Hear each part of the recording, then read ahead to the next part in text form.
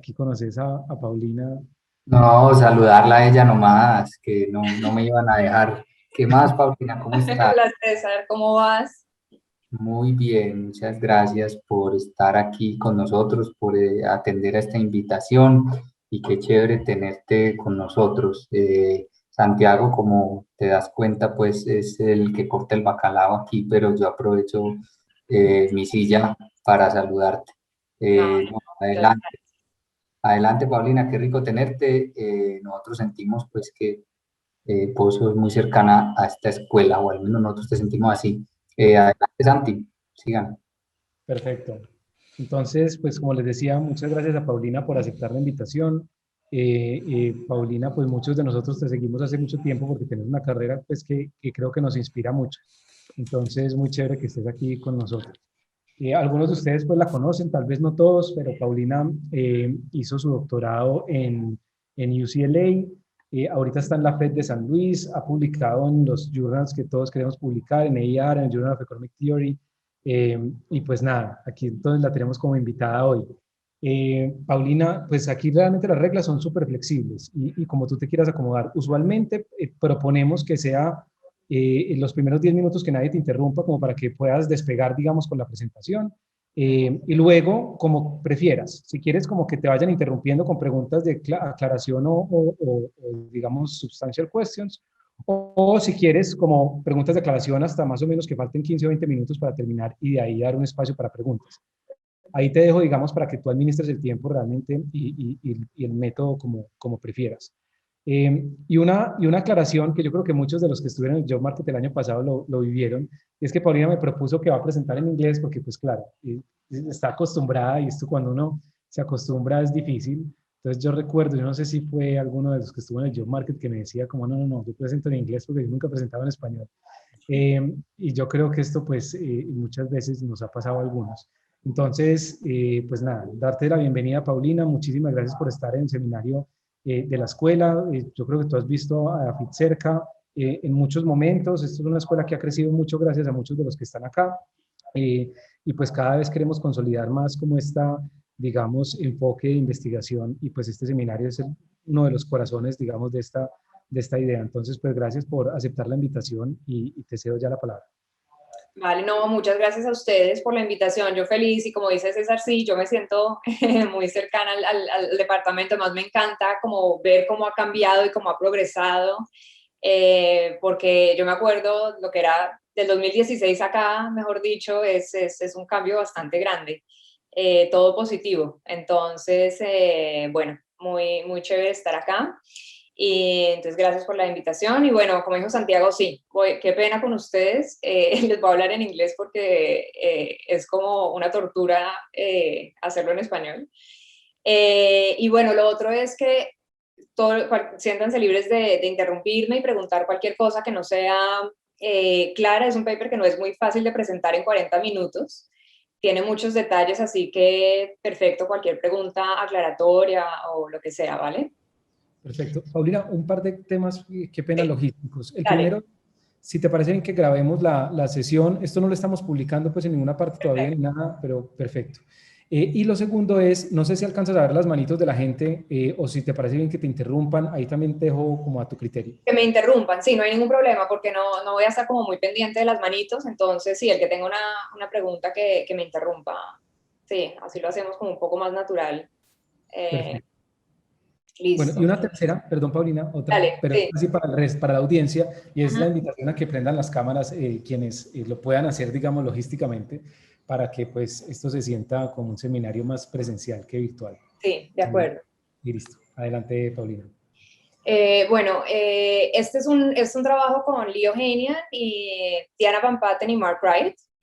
And so, today I'm going to be talking about the international consequences of Bretton Woods capital controls and the value of geopolitical stability. So mainly,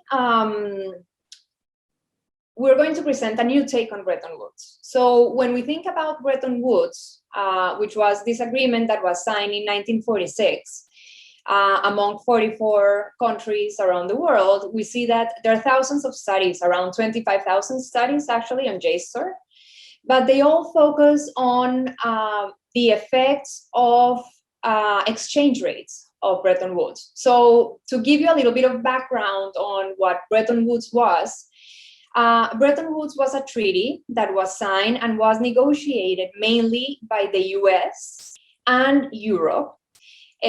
From the side of the US, it was negotiated by Harry Dexter White, who was the Treasury Secretary at the time.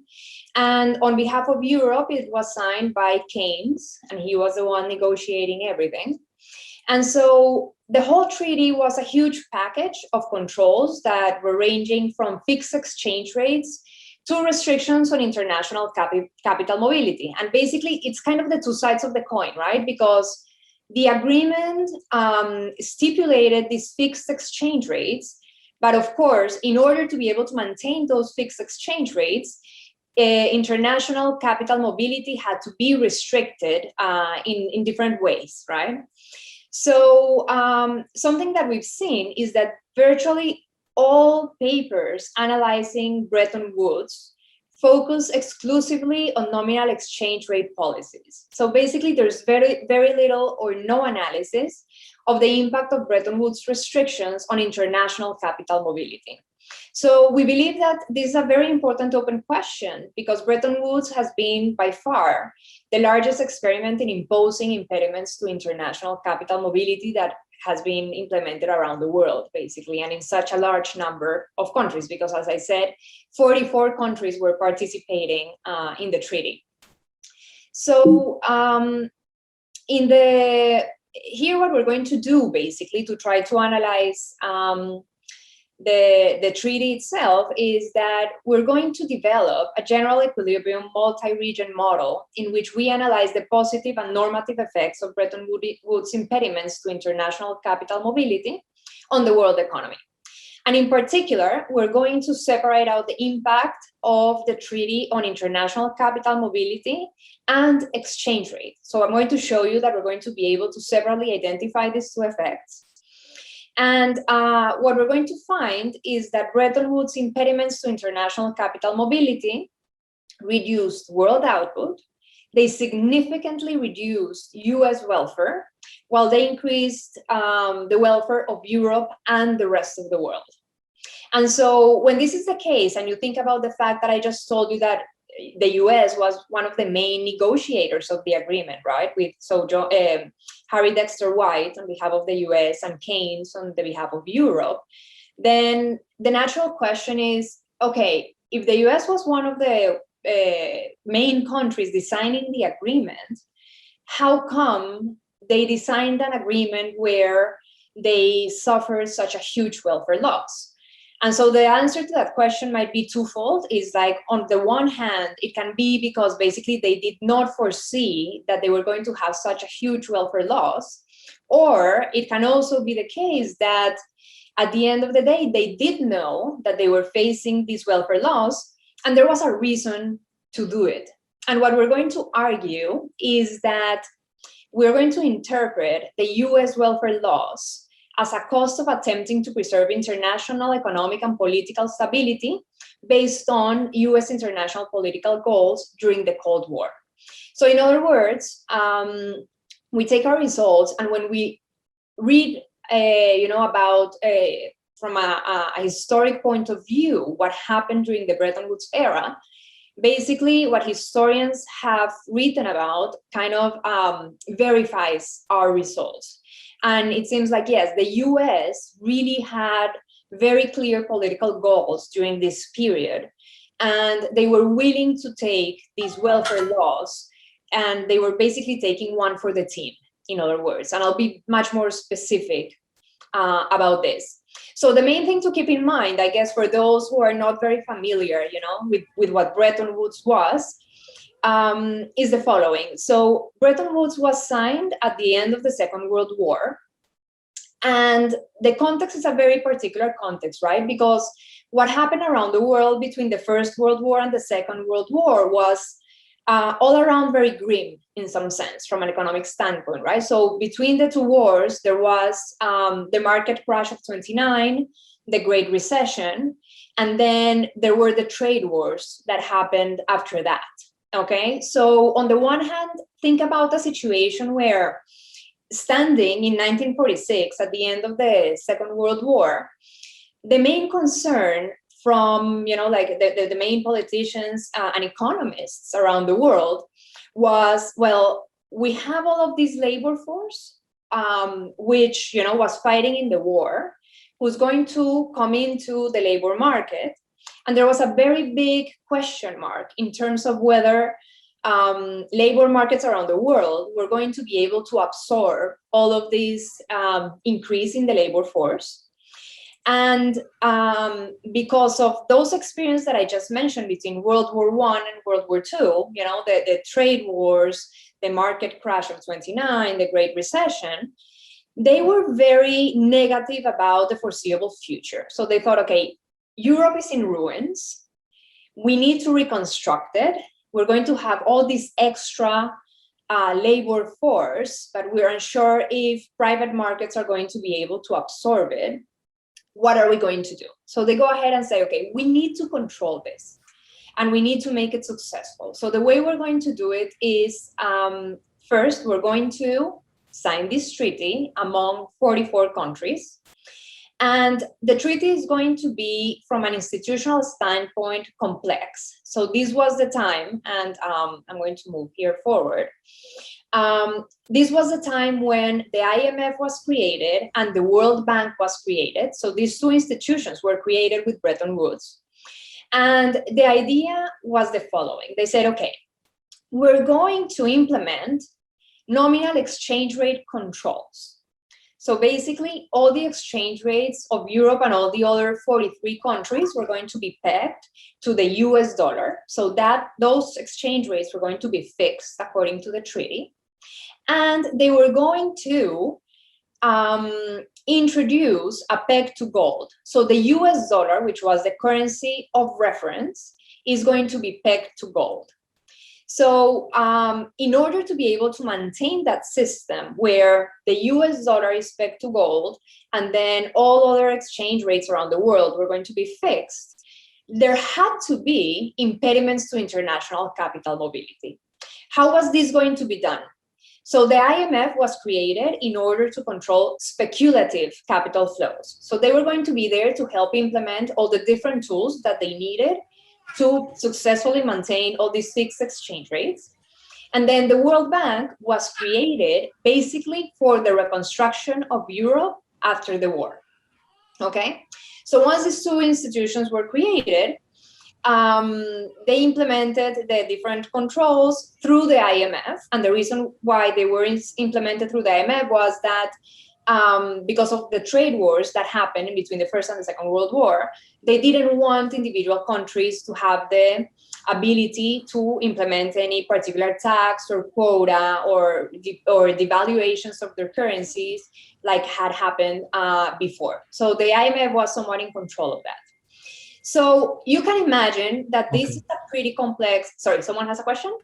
Yes, I have. No, it's just one, just a small question, because I'm thinking about these laws on welfare just thanks to the Bretton Woods, but it's really difficult to think this period without the Marshall Plan, because this is like a two different transaction. One is starting to control the interest rate, but also but also this deposit and this direct transfer that was given by the US to the European countries. So I don't know if these laws of welfare you observe is just basically this gain of welfare the European had. That's because they have the starting point in the 1940s was lower than the US starting point, or this kind of interaction between these two policies. So actually, that's a very good point. Actually, the Marshall Plan was all of it in its totality implemented between 1946 and 1951. And what I'm going to show you is that our time period starts in 1950. So if anything, we only caught 1 year of the Marshall Plan.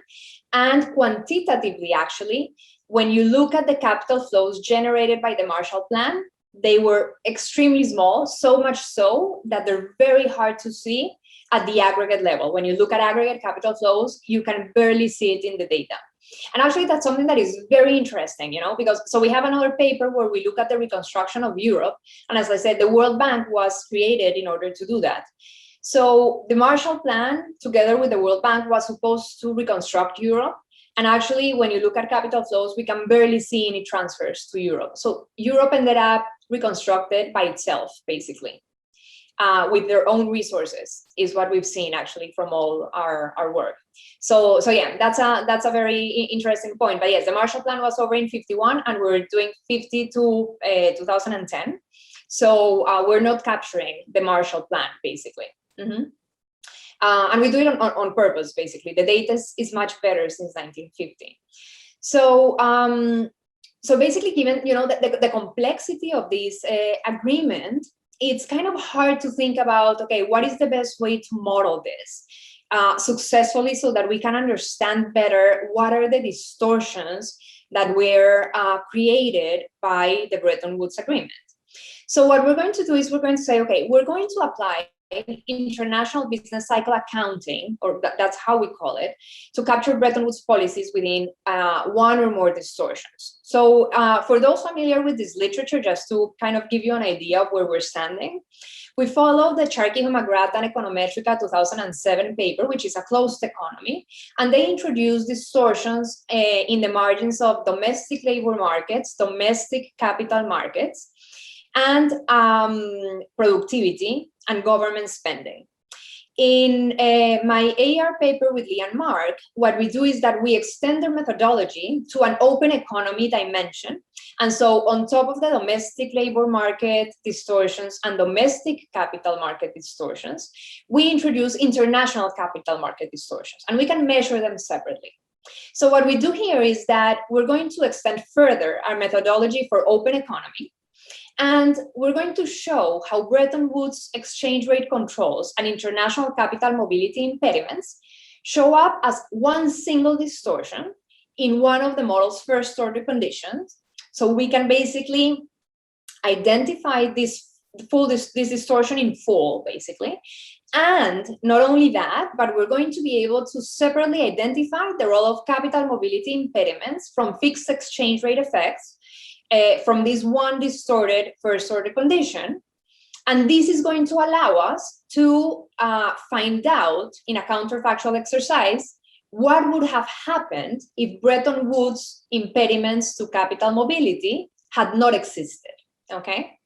So this is basically what I'm going to do. This is what I'm going to show you from now on. So let's jump into the model. The model is pretty simple in some sense. It's going to have technical complications, but just think about a neoclassical growth model and think about a three-country world. So think 3 countries, neoclassical growth model. So we're going to have 3 regions. One is going to be the US, another one is going to be Europe, which is going to be constituted by Northern and Western Europe, and then the rest of the world. The rest of the world is going to be mainly affected by Latin America and the Asian tigers, although we're going to have in there Canada and Australia and New Zealand. So those are like the big players in the rest of the world. So what's the problem of a representative household in a region J? So each region is going to maximize the expected discounted present value of their utility function, which is going to be in terms of per capita consumption, so C is consumption, N is population, so this stands for per capita consumption, minus the disutility of labor, so H are hours worked. This is completely standard. They're going to maximize that subject to a flow budget constraint for each state and date. And the flow budget constraint is going to state that consumption here plus capital tomorrow, which is going to be priced at a price PK, plus arrow securities. So think about a complete markets setup, okay? So Q is the price of an arrow security, meaning that their state contingent and Q, the price, includes the probability of a particular state S realizing. This has to be less or equal than what they earn. And what they earn comes from what they earn from working. So they earn W, a wage W, for the H hours that they work times population. So this is the whole region. And note that here we have a distortion that is isomorphic to a tax on labor income. So tau H is what we call a labor wedge, okay, or a distortion in domestic labor markets. Then they have capital, they own capital KT. That capital is priced at a price PK star here, and it earns a return RK. The one detail that might seem kind of off to you guys from here would be the fact that all capital goods are priced at a relative price PK star, and new capital goods are priced at a price PK. So this is a little bit unusual compared to what you see in terms of a standard budget constraint written down. The difference is going to be that we have investment adjustment costs, and those investment adjustment costs are going to be the difference between the two prices, okay? So apart from that, it's completely standard. So, yeah. One quick question. I'm not very familiar with this literature, but like how problematic or not could be that the distortion is the same for the rest of the world, given that there's so much like heterogeneity in terms of how these economies work? Yes, so they're not going to be the same. They're going to be different because note that the distortions are indexed by J.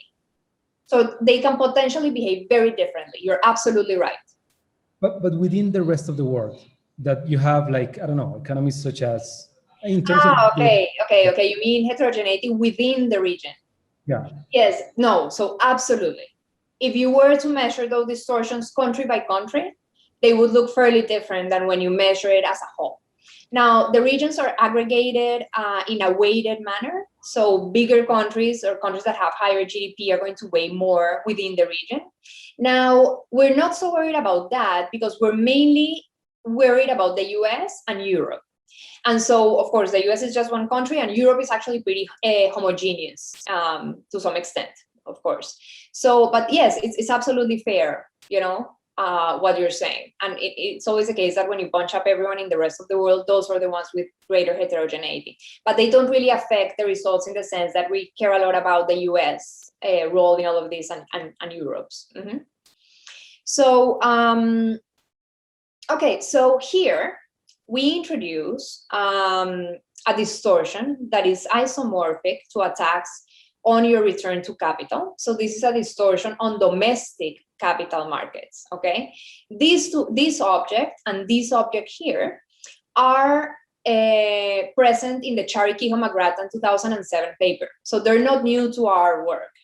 Now, what is new to our work is the international wedge, which is here. So now we have bonds, and as I mentioned, these are state contingent bonds.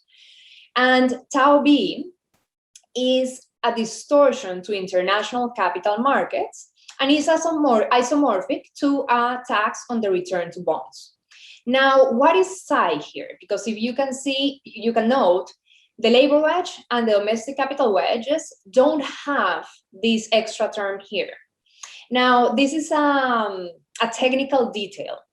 So for those who are familiar with the international macro literature, when you have a small open economy model, you have to close the model because the model otherwise is going to be ill-conditioned. So there are different ways in order to do this. You can either introduce an endogenous discount factor, you can introduce portfolio adjustment cost, you can introduce a particular function for the interest rate of the bonds. And this particular function here is a portfolio adjustment cost. Now, the thing is that when you have complete markets in a small open economy, this is never an issue. You don't have to close the model in any particular way because consumption is pinned down by the relative size of your small economy relative to the rest of the world. And so there's no issue there. However, here, there's an important detail, and it's that once we introduce the international wedge here, it's time varying. So the fact that the international wedge is indexed by T here generates a non-stationarity within the model. So we need to induce stationarity in relative consumption terms in the long run.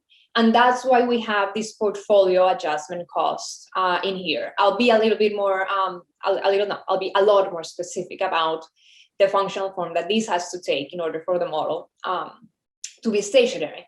So finally, okay, and this, as I said, this is kind of the key thing in the model. This is what we're going to focus on from now on. Apart from that, households get the profits from domestic firms, and there's Ricardian equivalence. So there's a transfer from the government to households once they consume what they earn from taxes, and the rest that is left is transferred, okay, to the household. The consumption goods sector is completely standard. They hire labor and capital and produce according to a Cobb-Douglas production function, so nothing particular in there. The investment goods sector is absolutely standard. You know, the difference is that, as I mentioned before, we have investment adjustment costs. So they're going to produce new capital goods, KT plus 1, which is everything that is here inside the square brackets. And they're going to do so using X units of deferred consumption and K units of old capital goods to maximize profits, okay? So their costs, you know, quote unquote, are investment X and all capital goods, which, as I mentioned, they're priced at a price PK star.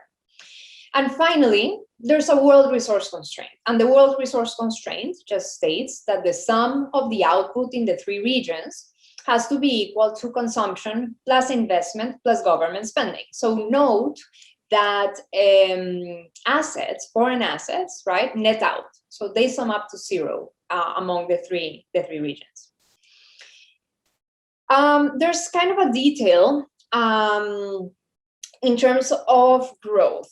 So you can imagine that we needed to take a stand in terms of the growth rate of the model. And so what we do is we go ahead and say, well, the US population and productivity are going to evolve exogenously according to random walks with drift.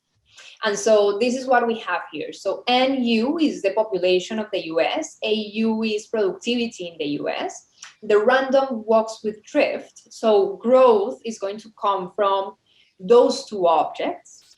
And what we assume, of course, is that, because you might be thinking, well, clearly the growth of the US is not the growth of Europe and not the growth of the rest of the world, especially, right? Because there we have Asian tigers and Latin America, so fairly different.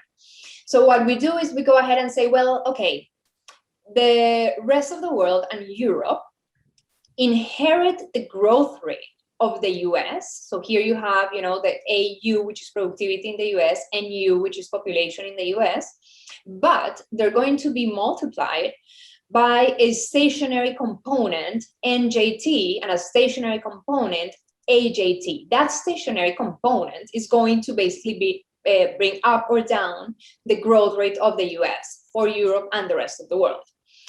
And apart from that, yes. I'm sorry. So I also don't know a lot about these macro models, but I have a question. So sure. I remember that like the capital account and the current account go by like hand in hand. So you have like capital flow, you must have trade flow somehow.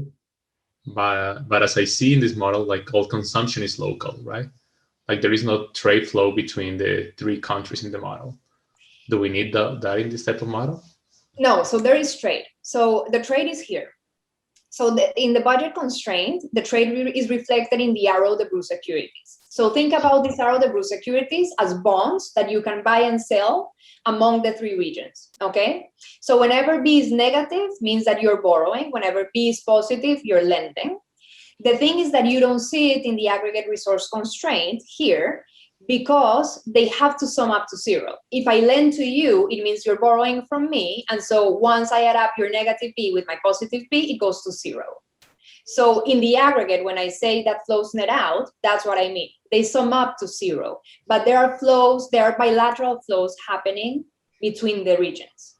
Yeah, but I mean, like you don't need a trade of goods, a good trade, like that's the same. That's trade. That is the same. Yes. So actually, when we take this to the data, I'm going to show you that what we use is net exports, because the expected value of QT plus 1 times BJT plus 1 minus 1 minus tau B times BJT, that is equal to net exports.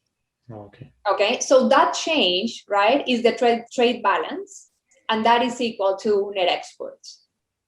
Okay, great. Okay. Thank you.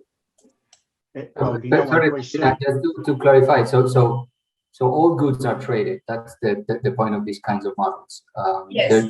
It's not like you have traded and non-traded. Those are other models with real exchange rates. And I'll show you in just a second the difference with the model that has non-traded goods. So here, the one that I'm just showing you is the simplest version. It's a single good model.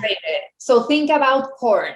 So the good is corn, and you can eat corn or you can invest corn, because you can plant corn and get new corn.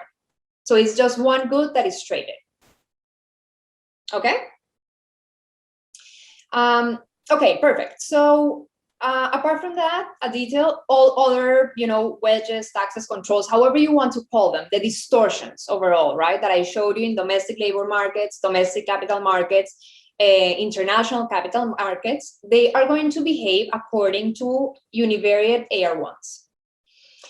Now, a detail, given what I told you about the growth, how we model growth in the model, then the model is going to have a stochastic trend in effective population as such, okay? So C is going to be given by productivity and population in this particular way.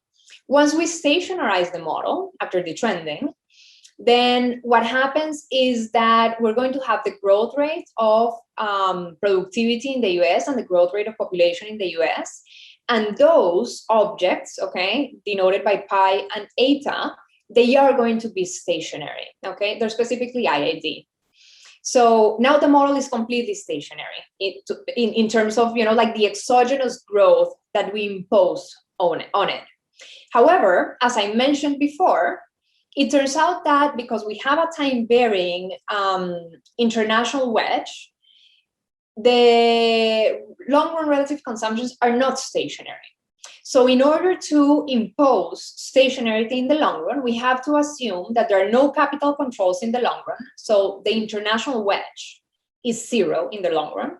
And to achieve mean reversion in relative consumption levels, we have to impose size, so the portfolio adjustment cost, to be equal to this functional form over here, okay? So once we do that, we're golden. We can now solve the model.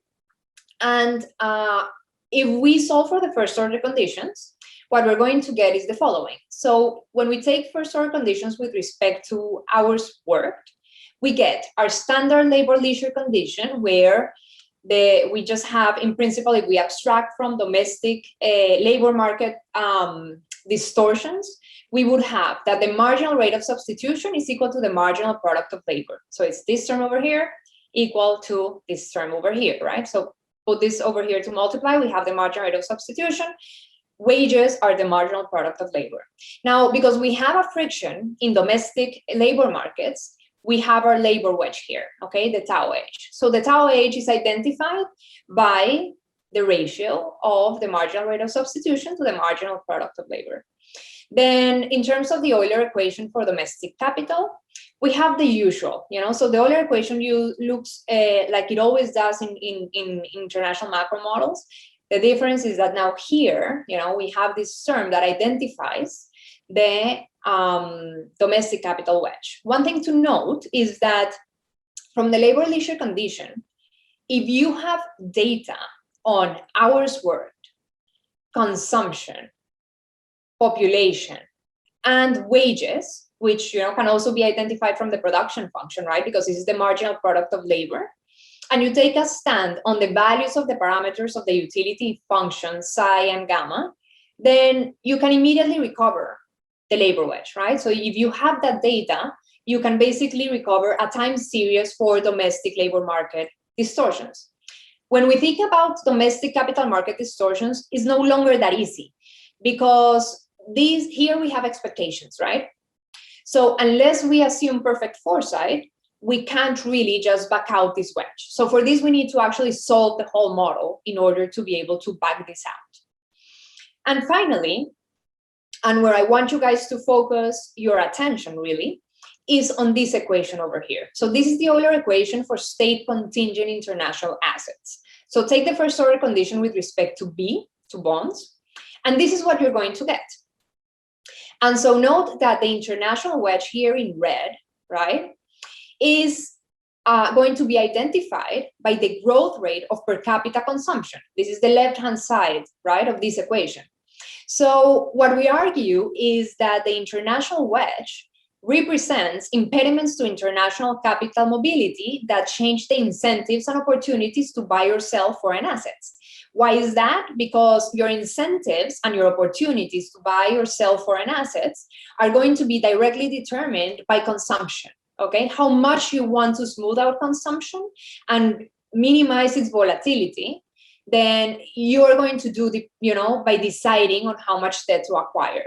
And this is exactly what this equation is telling you. Now, one more thing to note. Note that the discount factor and the price of the arrow securities is the same for the three regions. So imagine that we have three equations of this form. We have one for the US, we have one for Europe, and we have one for the rest of the world. We cannot identify the three equations because these terms are equal to each other. So one equation is going to vanish, right? So that means that we can only identify the international wedge relative to one of the regions. And so we're going to do that relative to the rest of the world. So we're going to identify an international wedge for the US relative to the rest of the world. So it's vis-a-vis the rest of the world, and another international wedge for Europe relative to the rest of the world. Okay, so this is going to be important because this functional form that you're seeing here is going to vary just a little bit, and is going to, if you take these equations for the two regions, so take the equation for the US and the equation for the rest of the world, then you're going to get here the ratio of consumption growth rates. So then you're going to get the growth rate of relative consumption. So keep that in mind for a second, because we're going to see it in a moment. So now let's go to what Cesar was thinking. So I told you at the beginning that Bretton Woods had two components. So Bretton Woods, the first thing that they did was they fixed exchange rates, right? But voila, I showed you a model where there are no exchange rates, right? So how are we going to argue that we are identifying capital controls? So I'm going to show you now a model where there are exchange rates. So imagine the following. Imagine the model that we just looked at, but now there are tradables and non-tradables.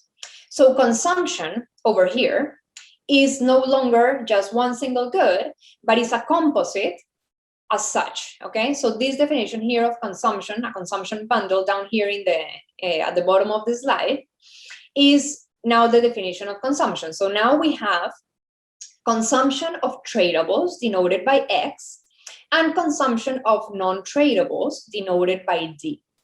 We assume that there's an exogenous endowment of the non-traded good, D, and that's what we have here in the budget constraint. So we have an endowment YD of the non-tradable good, and the tradable good we produce in the same manner as we did before.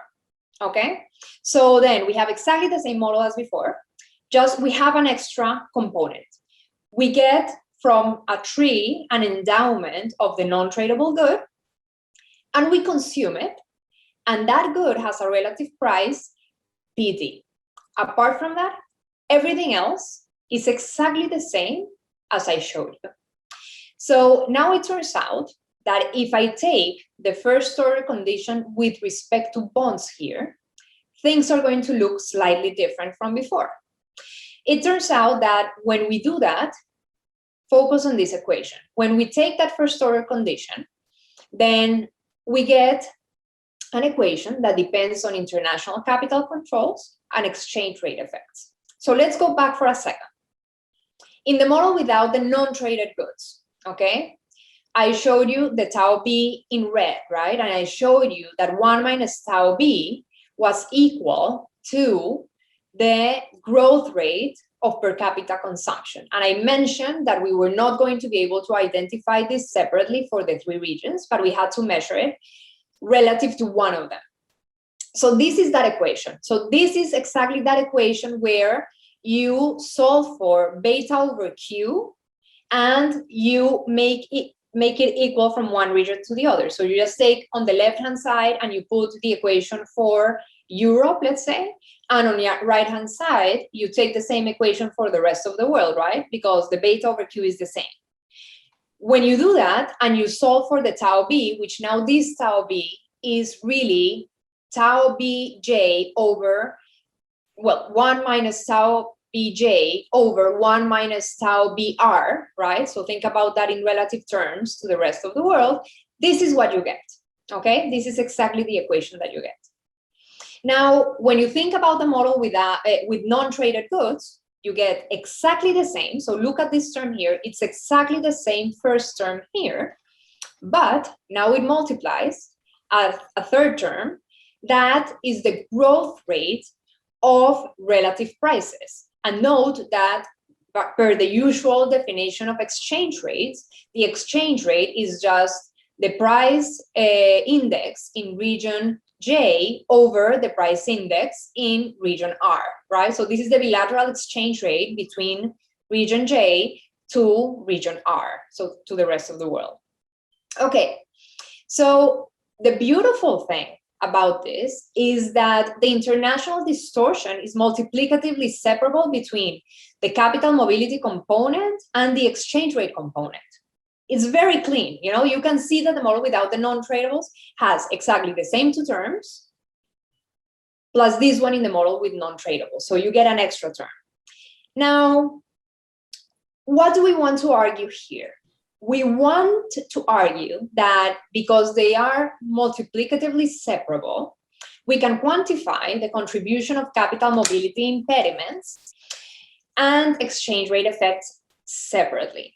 So if we want to separately identify the effect of this component and the effect of this component, what do we need? We need orthogonality, okay? So we need to be able to argue that these two components are orthogonal to each other.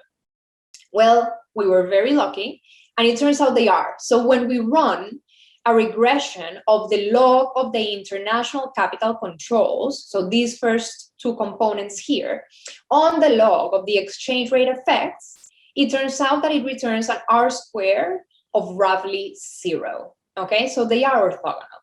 And so what we argue is that this allows us to focus on the model without non-traded goods, where the international distortion is fully identified by international capital controls, okay? Because here we have like the two dimensions of the agreement. And when we go with a model that has that doesn't have non-tradables, then we're left with the international controls chunk, okay, of the wedge. Cesar. And you guys, did you guys ask yourselves why that's the case? I mean, that's an interesting coincidence, isn't it? I mean, so basically that's saying that the real exchange rate is offsetting all the international capital control effects, or it's working as a buffer or as an adjustment in basically opposite direction, or well, no, basically because they are orthogonal, so there should be no relationship between them whatsoever. So that's weird, but that's not. I don't know. I'm not. I don't know what my question is, but what did you guys see? What did you guys ask yourselves when you saw this? Because this is curious. So, okay, we started by saying, well, we kind of all know that that they don't behave in the same way, right? Because of the Backus-Smith puzzle. So if you think about the Backus-Smith puzzle, like what Backus-Smith would find is that this chunk here is equal to this chunk here. They don't have the wedge, right? So basically our international wedge kind of accounts for the Backus-Smith puzzle, if you think about it. And it was, I guess, it's just what the data says, because we can measure, right? We can quantify the contribution of the two terms. And so it's very easy to see, you know, in which direction to move and if they're orthogonal or not. So, and it turns out, you know, like they are. Why are they orthogonal, right? That's a different question, right? And I think that's a very interesting question when it comes to trying to explain the Backus-Smith puzzle. And at the end of the day, like, no one has answered that question yet. And so that's one of the other things that we are, you know, like, we're starting to work on, but that's a separate paper, is, okay, could this give us or shed some light on the answer to the Backus-Smith puzzle, basically, okay? And why are they orthogonal? So what is the mechanism that is helping us, you know, think about that? But for now, in this particular paper, we're abstracting from that, because that was exactly, actually, is like Lee says, you know, like the term that he uses, he says that the research gods were with us. You know, it's like when we saw that result, we were like, oh my God, okay, like we're done, we're saved, you know, because otherwise we would have needed to think about a different model where we could think about how to disentangle the two in not such a clean way. I mean, like, this is kind of like the cleanest way you can think about, you know, separating out the two. Yeah, it's just that, I mean, it goes a little bit against, well, I mean, Conventional. Yeah, that's basically what Backus-Smith puzzle is saying. But you know, these classical models, I would say that, okay, you can have these capital controls, but somewhere, I mean, you're gonna find these effects, and it's gonna show up in you have these exchange rate arrangements. It's gonna show up in the real exchange rate somehow, right? And this is saying, well, not really. I mean, but at least we're not seeing that in the data, and that's what's a bit puzzling. But exactly. Go ahead. Exactly. But yeah, it's what we see in the data, and that's what's puzzling. Exactly. If they were to offset each other, there would be no international wedge. It wouldn't be relevant. Right. Okay. Yeah. Okay. So I think I have very few. I don't have too much time left, right? So I'm going to skip through this. This is just a description of who's who, you know, but I already told you who the countries were. And so okay, so once we argue that, okay, it turns out that there's also orthogonality between these two components, then we're happy to argue that in the model without non-tradable goods, we are identifying just the capital impediments component, okay? So the impediment to capital mobility component of the international wedge. So we're going to solve the model, because I showed you that we need to fully solve the model because the domestic capital wedge and the international capital wedge have expectations in them. So we use a log linear approximation around the steady state. We actually do second order because we're doing welfare exercises. We set parameters governing preferences, production, and adjustment costs. They're very standard. But then we use the Kalman filter to calculate the likelihood and estimate the unknown parameters and recover all the wedges. So think about this model is basically a perfectly identified system where you have all your set of first order conditions together with one resource constraint and two budget constraints to account for all capital mobility, and the measurement equations that would identify, you know, what the data that you're feeding into the model corresponds to the variables in the model. Okay, we have 17 wedges, and to estimate those 17 wedges or distortions, we are going to use data on output. So that's 3 data series for output, 3 for consumption, 3 for hours work, 3 for investment, 3 for population, and 2 for net exports, because the rest of the world nets out net exports, right? So we measure net exports for the US and net exports for Europe, and net exports for the rest of the world, make that sum equal to 0, okay? Because the world is not supposed to be in a deficit or a superávit within itself. So once we do that, this is how the international wedge looks like. So the international wedge, let's focus first on the left panel, is identified of relative consumptions, as I showed you before. This is how the relative consumption of the US to the rest of the world looks like, the blue line. And the red line is the relative consumption of Europe to the rest of the world. The international wedge is the growth rate of this object here, adjusted by population. So those are the dotted blue and the dotted red lines that you can see here. They're a little bit, you know, light, so they're not so easy to see. But they're very high frequency. They're very choppy. So because they're so high frequency, we here are plotting the HP filter. It's just for ease, you know, it's for you guys to be able to see it more clearly. And the main thing is the following. The one thing is, note that this oscillates around 0 because we imposed, if you remember, for stationarity, that the wedge in the long run is equal to 0. Otherwise, we don't have long run stationarity. And the second thing is that a positive value here means that the distortion is isomorphic to a subsidy on foreign borrowing. So it means that the US and Europe, during the Bretton Woods era, note that when this wedge changes to go around 0 here, it's exactly the period when Bretton Woods ended, 1973. And so before 1973, this is positive, meaning that there was both in these two regions a subsidy to foreign borrowing. When this is negative, it means the opposite. It's a tax on foreign borrowing, okay? So note one thing. Everything I've told you up to now was kind of aiming at making the point that the international wedge is really capturing international or impediments to international capital mobility that were imposed in the Bretton Woods Agreement. Note that this wedge, at least to the eye, seems to behave pretty differently during the Bretton Woods era than after. So is this true? You know, I mean, because this is just like pure eyeballing econometrics. Now we want to see if this is the case. So take the ratio of those two wedges. This is how they look. So this is the international wedge of the US relative to Europe. Look at the portion prior to 1973, is the dotted blue line. And then look at post-73. When we look at the variance of the wedge, prior to 73, it's 56% larger than after 73. So we went ahead and we say, okay, we want to test for a regime switching. Is this more than just, you know, eyeballing econometrics and just about the fact that it seems like the variance is different? Also, the mean, if you look at the, you know, the mean here seems to be quite different, right? So is this true? So we tested for a Markov regime switching where we allowed the year of the break to be endogenous.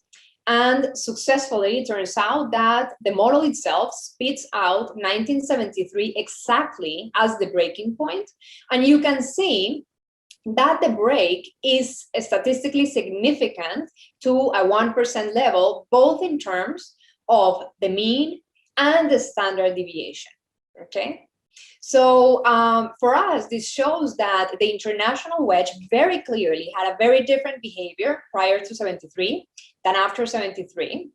And 73, again, is the year where Bretton Woods breaks as a treaty. So we're going to say, okay, we think that the Bretton Woods Agreement is actually pretty well captured in our model by this wedge, okay? So now we want to experiment with what would have happened in terms of welfare and growth and capital flows if Bretton Woods had not existed, okay? So imagine for a moment that it did not. Well, this is what would have happened. So if we eliminate Bretton Woods by eliminating the international wedge, so the tau B, this is the path that relative consumptions would have followed in the US and Europe. So you can see that both the US and Europe would have experienced relative consumptions that were larger than the ones that they experienced in reality. And if this had been the case, then this is how capital flows would have looked like. This is actually data for net exports. So the solid line is observed data for net exports, and the dashed lines are the counterfactual. They are the cases of what would have happened if Bretton Woods had not existed. So you can see the main result here is that the US, the dashed blue line here, which corresponds to the US, would have received humongous capital inflows, and the rest of the world would have had massive capital outflows. Europe, not much of a difference. At the beginning, you know, they would have had some capital outflows, so they would have suffered without the Bretton Woods in terms of they would have had even less resources in order to reconstruct. But the main thing is, the US would have received a ton of capital. So I'm going to skip through this, but the other main point is that total output under the counterfactual would have been much larger around the world. So the world itself lost a lot in terms of output with the Bretton Woods agreement. Now, what about the heterogeneity in terms of how it affected one region versus the other? Well, if we measure the welfare effects in a consumption equivalent manner, it turns out that the US lost 4.44% in terms of consumption, while Europe gained 1.33% and the rest of the world gained 4.54%. So it's clear that the US was, the big loser in all of this. So the question really, is there a question by someone? Okay, no. So the big question is, well, okay, if the US was losing so much, 4.44%, then why did they go ahead with the treaty for so many years? I mean, the treaty was in place for 23 years, right? So what we see when we read history is that the US really wanted to promote Allied reconstruction, meaning Europe. They were very concerned about least developing countries' growth, and they wanted to support friendly governments. And actually, when they were thinking about friendly governments, they were thinking a lot about Latin America, actually. And so something that I find very interesting, which I actually did not know before working on this, was that actually the Nazis and the Soviets later, they were really trying to influence the countries in Latin America during this period. And the US was very concerned that the Nazis were going to actually get a hand on these governments. So they really wanted to keep these countries healthy. They wanted, they thought that these countries, or in general, developing countries were markets that were very prone to crisis, and they wanted to protect any capital drain that could happen. They wanted to prevent depressed growth from lack of capital mobility, and they wanted to create political stability, because they were afraid, that they could become in some sense affected by or influenced by the Nazis and the Soviets.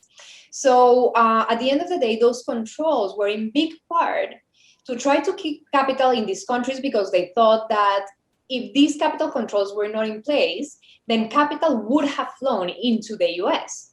And so Europe wouldn't have had enough capital to reconstruct.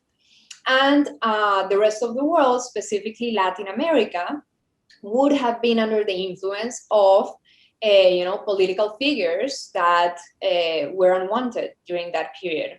So in some sense, they were willing to take one for the team. They were basically willing to pay to prevent capital flight and crisis. And how much welfare they were willing to lose was actually kind of the value that they placed on the capital controls that they were willing to support. So they were really supporting a really expensive international policy agenda. And something that we note is that this has been really overlooked in almost all open economy post-World War II studies, like how the geopolitical environment was really affecting the economic decisions of these countries. It wasn't necessarily about welfare, but it was a lot about political choices. So we believe that integrating political economy and defense goals into international models may shed new light on policy choices and the effects that they may have on what we observe to be, economic flows around the world. Paulina, sorry. Mm-hmm.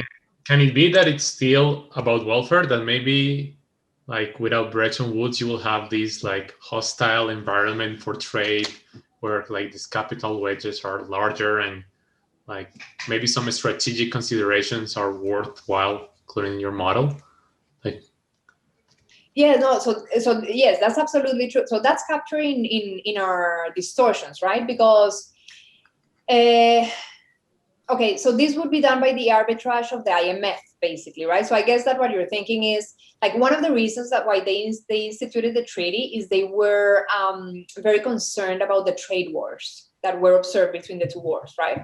So one reason to prevent that is to say, okay, we're not allowing any individual country to implement those quotas or those taxes or implement devaluations. But for them, in order to implement any of that, it has to purely be for defending the fixed exchange rate that the treaty is imposing. And the measure of that, or to what extent they can implement these policies, is going to be arbitraged by the IMF, basically. So this was preventing any particular country from acting on their own, you know, unilaterally. Mm-hmm. They were worried about that. Thank you. Okay, so I'm done. This is the end of it. Okay. Paulina, I have another, we've seen it all. So this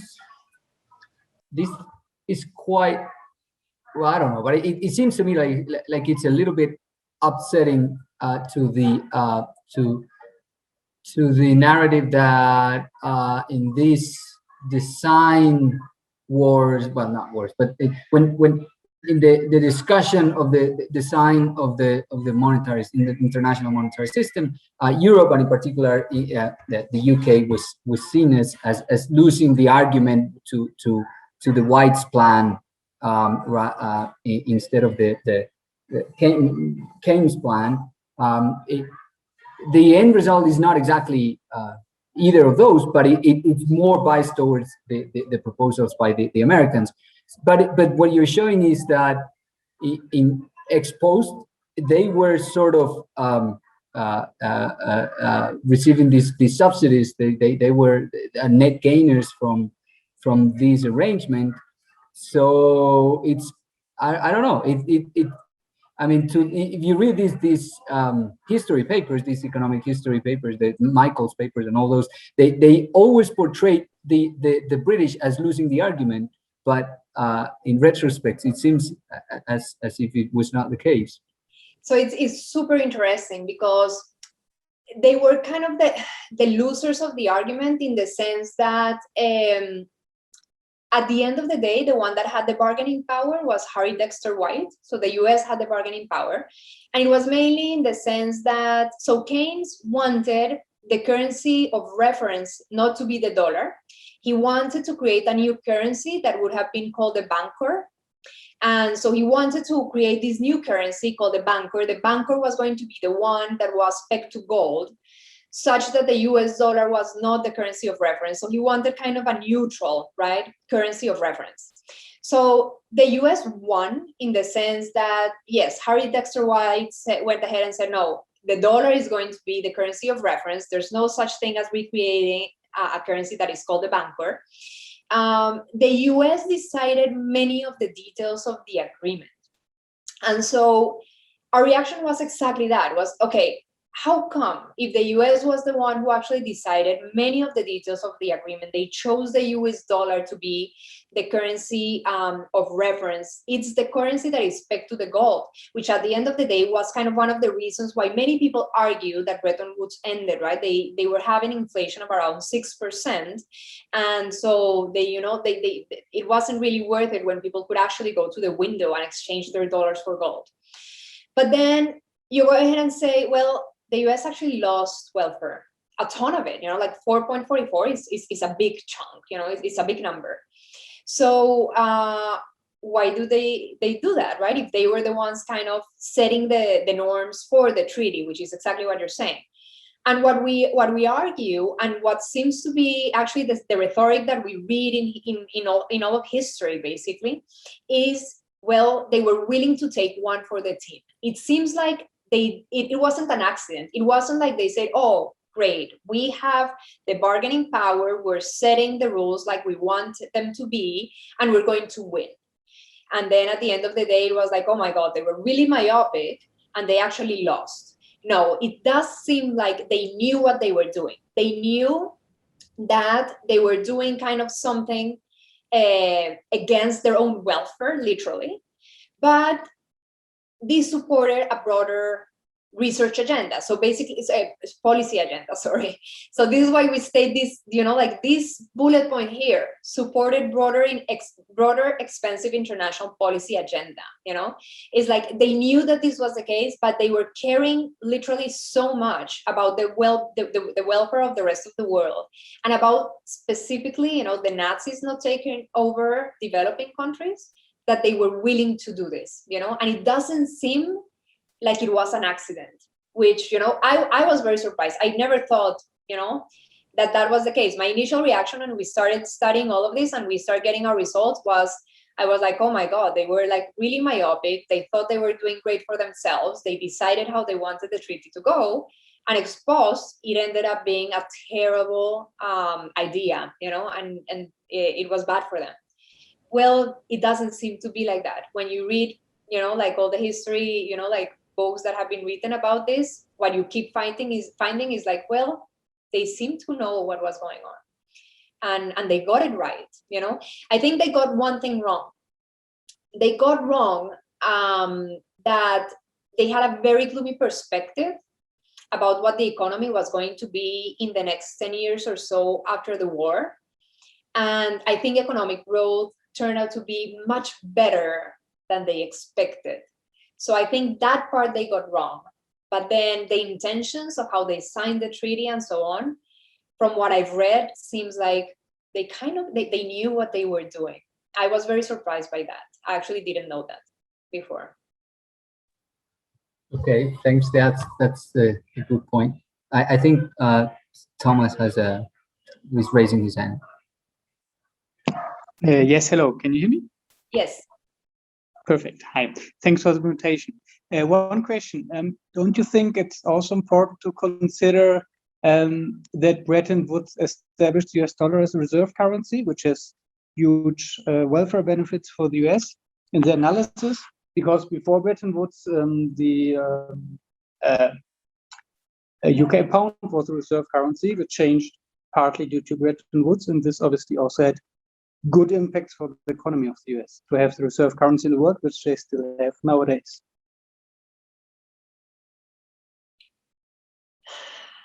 So I'm not entirely sure how to answer that question, because I guess I have, you know, there are two ways of answering that.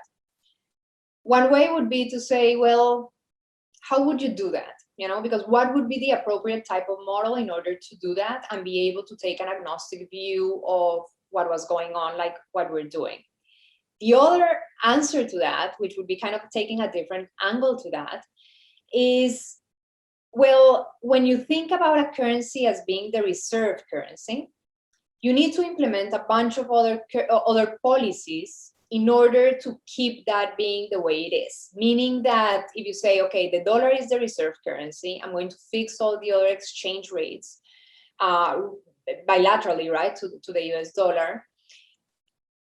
In order to maintain that, I need to implement this bunch of capital controls, or I need to implement all these impediments, right, to capital mobility.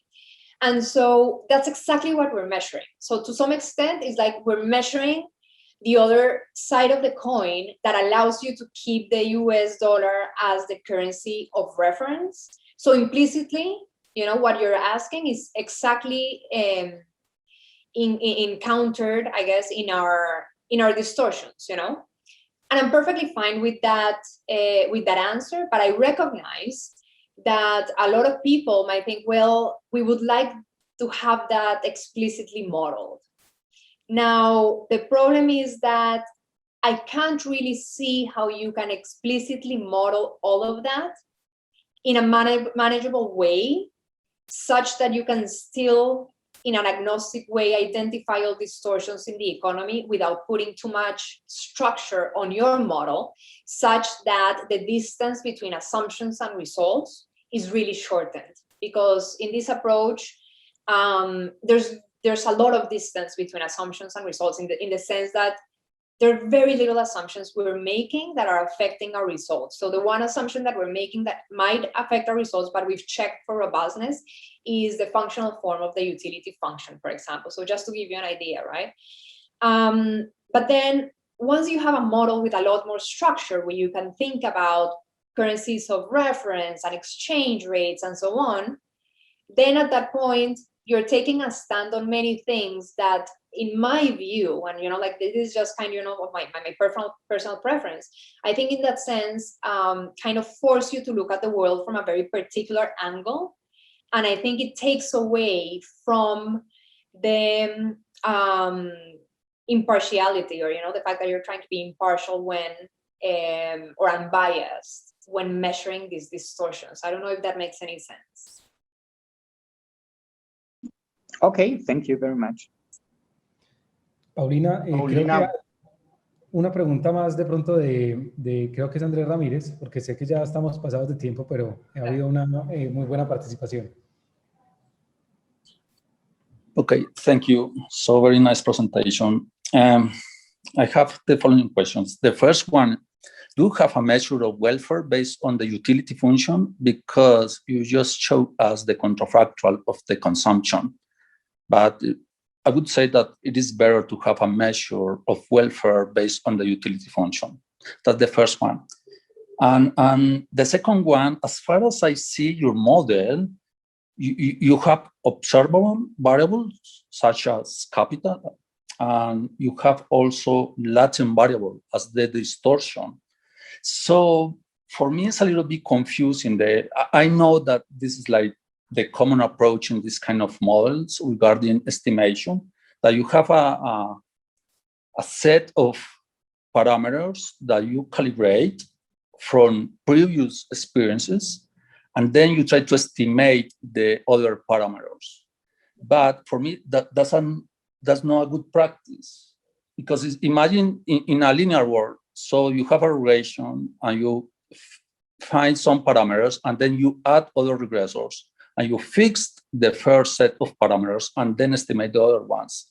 That's a good strategy in a linear world if there is independence between the covariates, but your setting is nonlinear, and maybe there is a high level of correlation between the variables. So regarding the strategy to estimate the model, my suggestion would be something like a particle filter approach, because you have observable variables, you have state variables as the distortions, and you have static parameters as the preference parameters.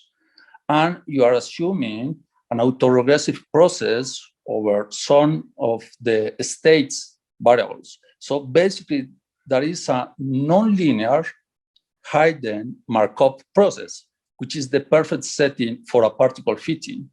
So I don't know if you have considered this kind of a strategy for estimation, because the counterfactuals that you are showing don't show any uncertainty.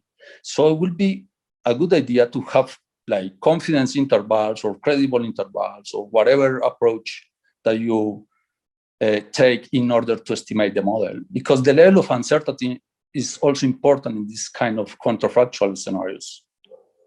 Of course. So first, the first part to your question. So I'm not sure what you mean when I suppose that when you are saying that we should use the utility function instead of consumption, you're saying that you want to include the disutility of labor. Is that what you're saying? Yeah, for instance, in microeconomics, you use as a welfare measure the equivalent variation, which is based on the utility function. And the utility function in this case depends on consumption, but also leisure. Yeah, okay, so that's what the consumption equivalent term means. When we say that it's in consumption equivalent terms, it means the consumption derived from the utility function, so it includes the disutility of labor. So it's just a semantics thing, but that's exactly what we're doing. So we're evaluating the welfare costs in terms of the utility function, so using utility. We just call it in the way that it's usually called in this literature, which is consumption equivalent. But that's exactly what we're doing. And in terms of the particle filter, yes, absolutely. I mean, I've worked a lot with that. I have several other papers where we use the particle filter. Here we used it as well. The thing is that, okay, there are different dimensions, I guess, because the way you worded your question, there were two elements of it. One is the specific, the fact that we're using a first versus a second order approximation. And when you use a first order approximation in order to estimate it, use the Kalman filter. When you use a second order, you use the particle filter. We use the second order approximation when we calculated the welfare. In order to do the estimation, we used, we did both.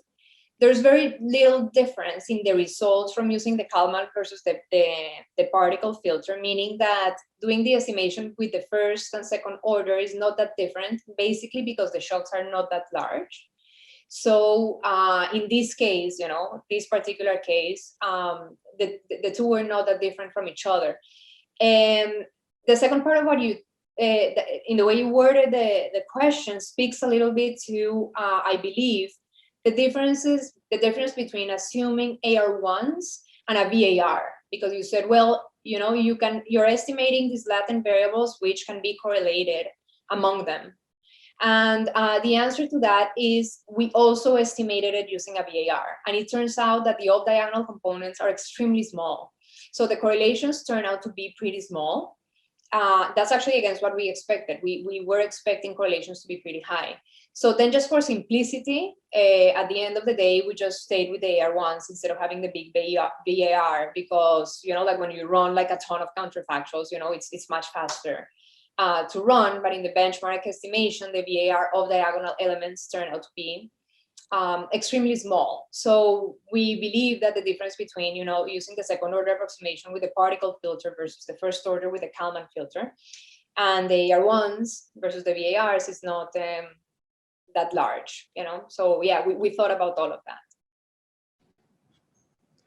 Gracias. Okay, thank you very much. But what about the uncertainty regarding the welfare implications? Yeah, that's a second order. So we did that with the second order. So the welfare calculations are with the second order. So it includes all uncertainty. So can you include like the confidence intervals in the graphs in order to identify if?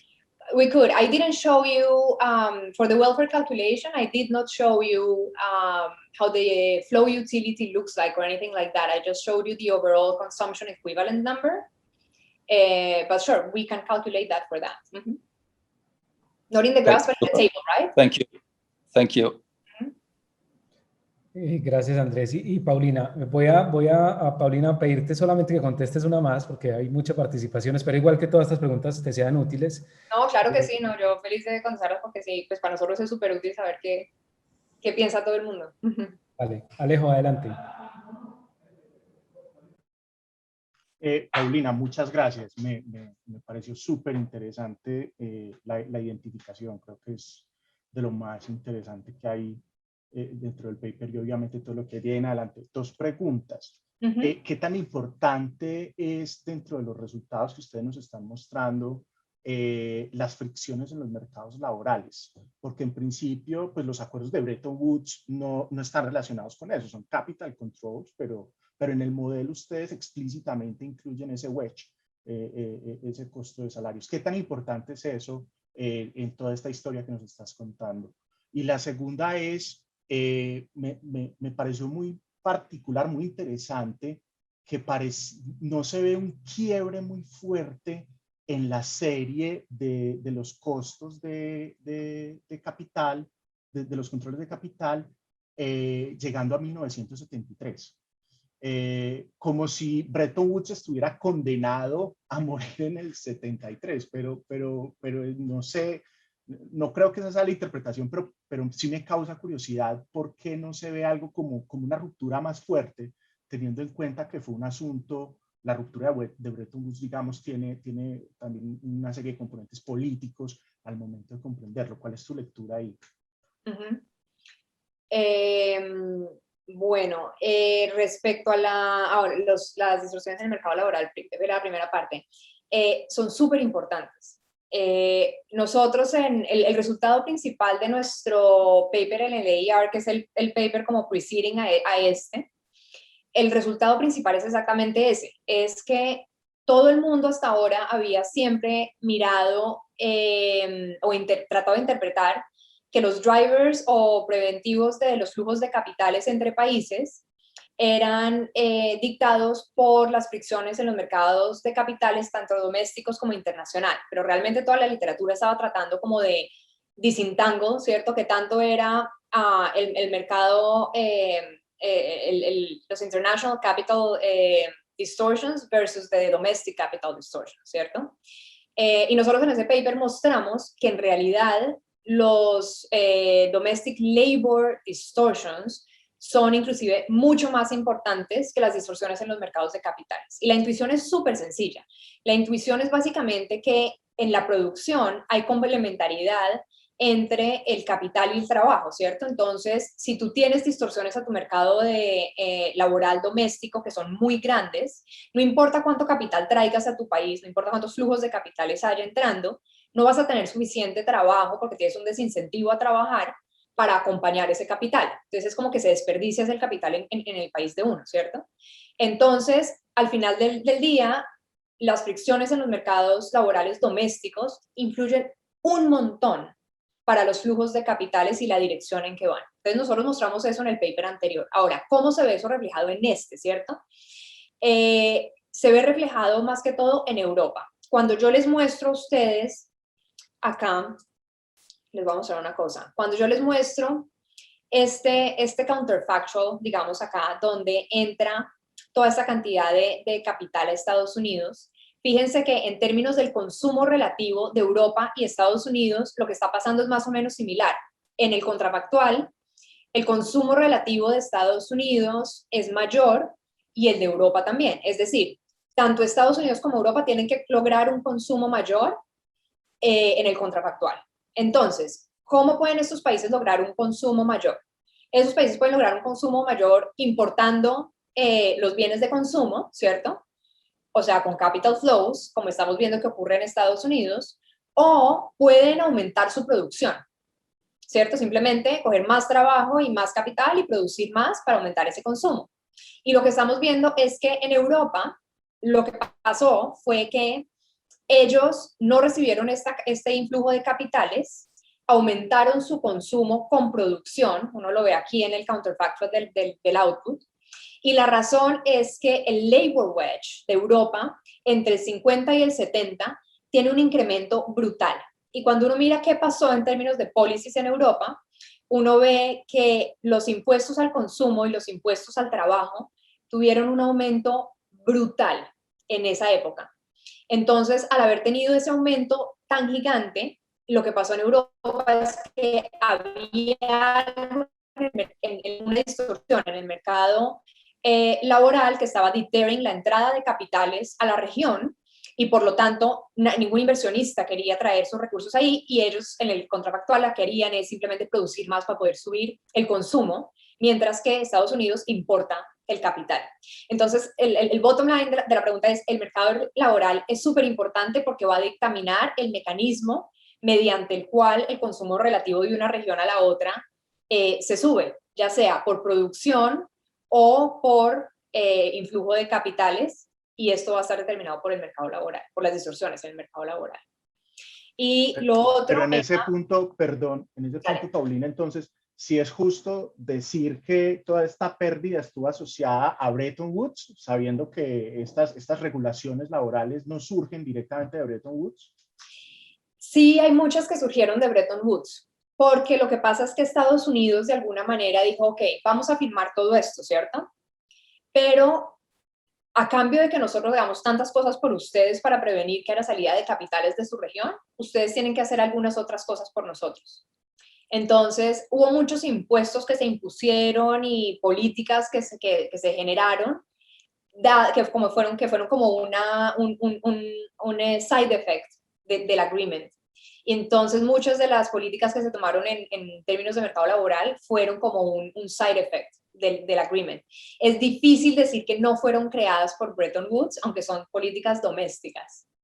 Es lo que hemos visto nosotros. Ahora, obviamente, cabe aclarar que en esta época, pues obviamente, además de Bretton Woods, había muchas cosas domésticas que estaban pasando, ¿cierto? Y eran genuinamente domésticas y no en la dimensión internacional.